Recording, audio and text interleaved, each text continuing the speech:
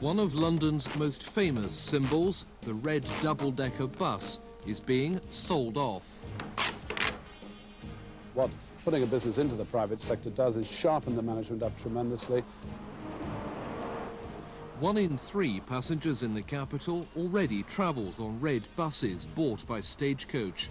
On the south coast, if you get on a bus, it's almost certainly run by the same company. People ask me whether I'd ever go back to Stagecoach, bus driving. Yes, I will go back to bus driving. I would never, ever go back to Stagecoach. In tonight's First Sight, drivers tell how they poached passengers and drove rivals out of business. Who will be the winners in London's Battle of the Buses?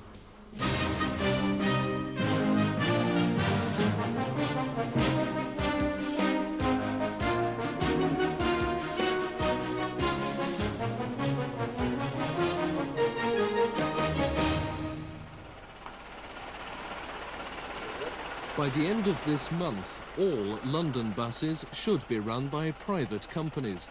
Most have been publicly owned for the last 61 years. Shall we? Yeah. Shall we do the 25.1 first? Here we go.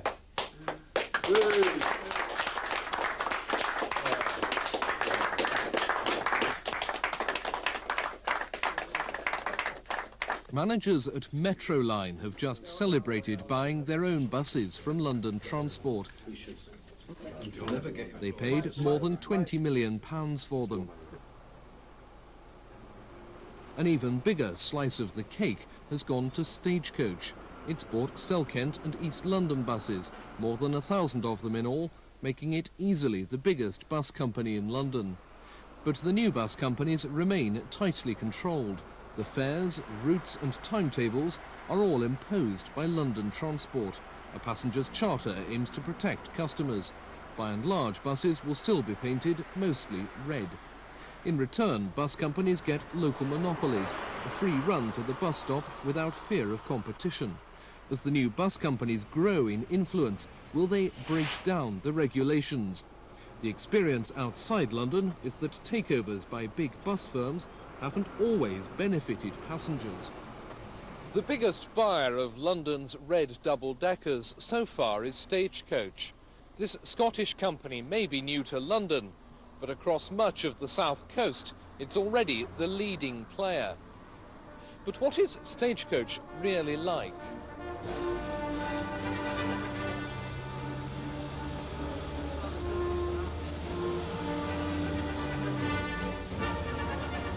This is a race. The prize, the passengers waiting at the next bus stop. There's no reward for coming second. If you don't win in this battle, all too often you're off the road and you're out of business.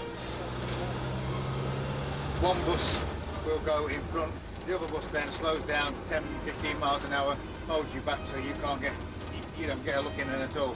All he does is just sweeps the road clean. The winner here, as it is almost everywhere else, Stagecoach. The battle has been played out across a huge swathe of the south coast, where most buses are now in Stagecoach colours.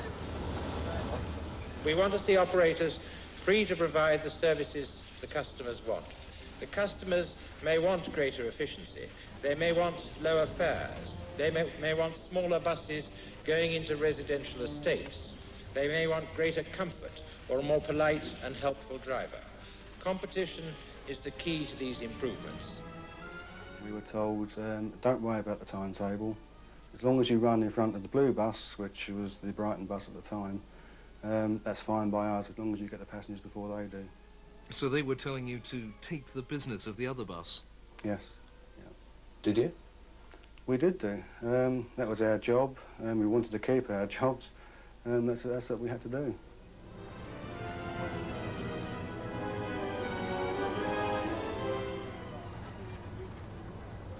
Have you ever instructed your drivers to ignore the timetable and run immediately in front of a rival bus? No. Would you ever do so? No. Would you tell your drivers ever to chase another bus? Certainly not, that would be unsafe. In this deregulated system, almost anyone can set up a bus route. Many have tried, and some have failed. 10 years ago, Stagecoach South didn't exist. Now, much of southern England is home to the Stagecoach uniform. It's bought bus companies stretching from Wiltshire to Kent. Now it's bought in jewel in the bus industry's crown. Rivals have been swallowed up in a rapidly growing stagecoach empire. By the year 2000, our broad aspiration was to be an international company with £1 billion turnover. I believe that we are already the world's largest private sector bus company. What we want to be a household name for quality.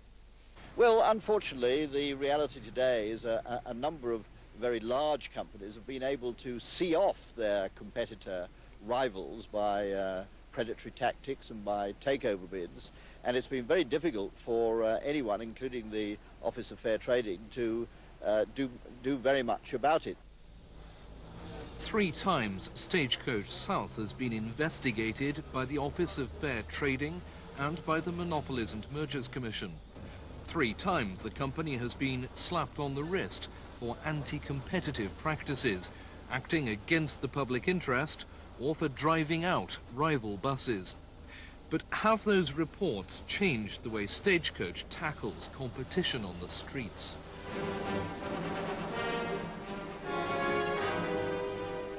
This is Stagecoach's current battleground. Thanet Bus is being sandwiched here in Sandwich, the town in Kent. Stagecoach is trying to poach its smaller rivals' passengers by running one bus immediately in front of it and another one immediately behind. You could forgive people in Sandwich for being rather confused about where the buses are going. Stagecoach has brought in double-deckers from the opposite end of its empire to take on Thanet's local minibus. These ones come from Scotland. The Stagecoach bus in front, number 613, charged 20 for the return journey to Canterbury. On this trip, 2 passengers got on at Sandwich. They won't even cover the cost of the diesel. Behind it, the Thanet bus costs £1.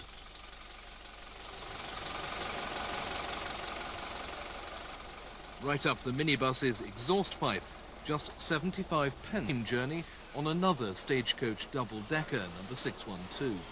Stagecoach is running 2 almost identical routes at 2 radically different prices.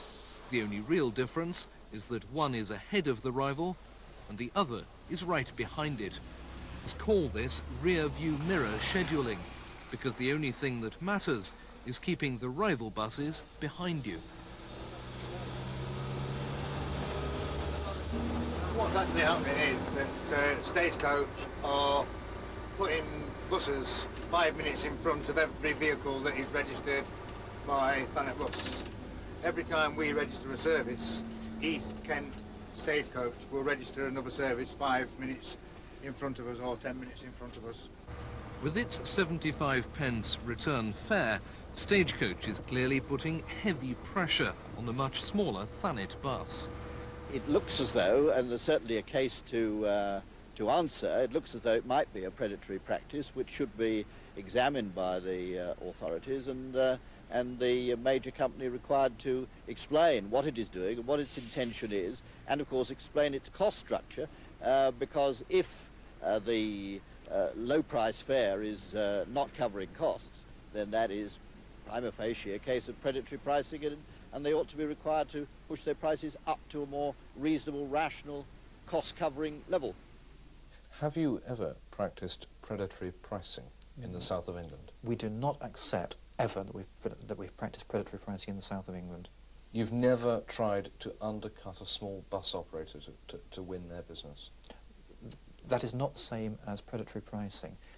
The whole question of predatory pricing is defined as a situation where you undercut someone else uneconomically, and when you have succeeded in doing that and driven that person out of business, you then reap the benefits of monopoly profits by putting the prices up. We have never done that.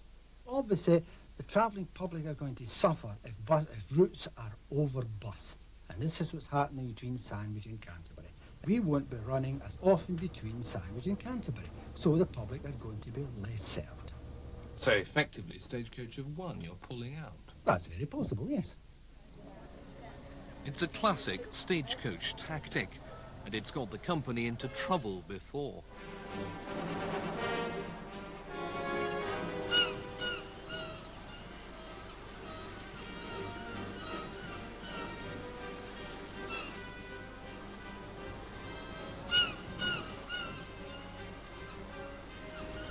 The seaside resort of Bognor Regis is an unlikely setting for Stagecoach's first big bus battle in southern England.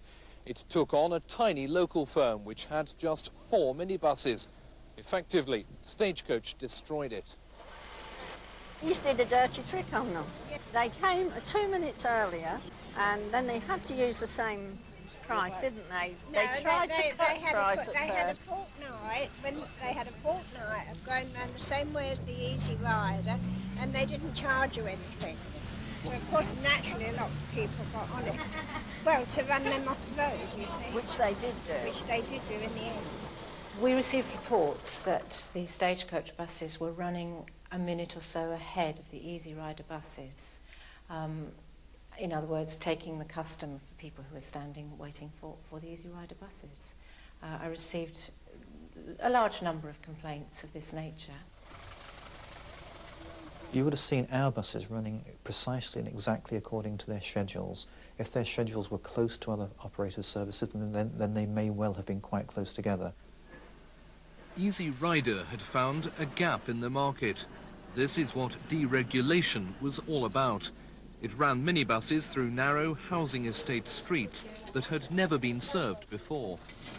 If you happened to be walking and be between 2 bus stops, it was no problem. You just put a hand out and they'd stop, hail them, and they'd let you on. The routes are still there, but the buses now carry the familiar Stagecoach colours. Until Brian Cox and his team joined battle, it had been profitable. I couldn't keep going after of having a bus running 2 minutes in front of every single bus that I was running.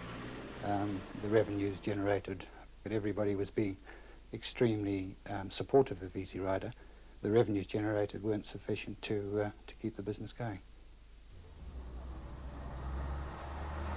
Did you aim to run the rivals off the road there, to establish a local monopoly? Not in the slightest. We simply aimed to try to ensure that the services that we ran were efficient and profitable. Today, Stagecoach runs all the buses in Bognor. Every rival has pulled out or been bought out. No, you've gone north first, haven't you? Where do you go from there? And we turn right into Fairlands? Yes, well. We are never looking to achieve a local monopoly. What we're looking to achieve in all cases is a profitable business that will enable us to run a good service for the public, a secure service, one which will still be there in 10 years' time. Does that effectively mean a monopoly? Let's acknowledge the fact that in many places there simply is not really room for more than one bus operator to run a network of services. The Monopolies and Mergers Commission decided what Stagecoach did here was against the public interest. It was anti-competitive. It said Stagecoach made a substantial loss, and revenues did not even cover the costs of drivers' wages, with the purpose of driving out Easy Rider. It ruled Stagecoach's action was the main cause of Easy Rider's withdrawal.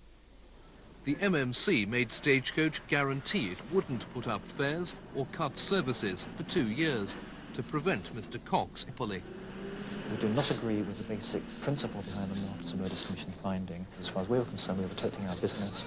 We believe we've done it effectively. The MMC decided we were acting in an anti-competitive manner because they were looking in very short-term competition terms. Their definition of the public interest is, does the public have a choice today?